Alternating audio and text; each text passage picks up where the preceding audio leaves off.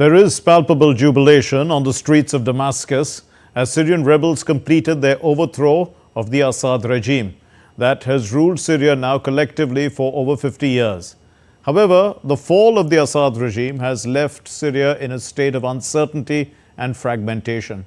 In related news, the Indian embassy continues to remain operational in Damascus and remains available to assist Indian nationals in Syria. So in this report, Mihir Makuri and I cast the day's events onto a larger canvas.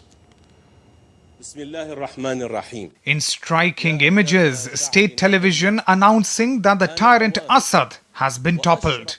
They say he has fled the country. The initial vacuum led to people walking into the Al Rawda presidential palace in Damascus on Sunday, and some were seen leaving carrying furniture from inside.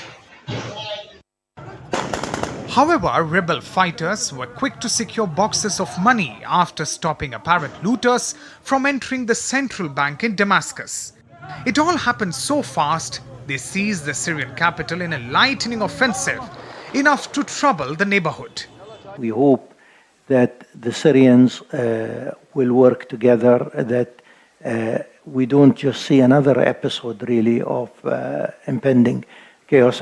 The Assad regime in Syria collapsed rapidly after a coalition of opposition fighters launched a major offensive, quickly capturing key cities like Aleppo, Hama, Homs, and then capital Damascus. The regime was unpopular and relied heavily on external support from Russia and Iran. The teams or active Russian jets in Hmeimim around 5 or 6, which is definitely not enough to respond to the collapse of the military front line for the regime across different areas of Syria. But I think also more importantly, on the other hand, Iran is incapable of really responding effectively to protect and defend the regime. There were celebrations in the streets of Damascus and other cities after the fall of the Assad regime. Crowds gathered, chanting anti-Assad slogans, honking car horns, and even firing celebratory gunshots into the air.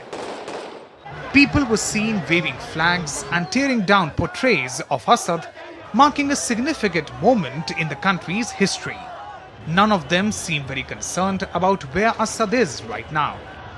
When people ask, where is Bashar al-Assad going to? I say, when you really look at this is really, at the end of the day, a footnote in history.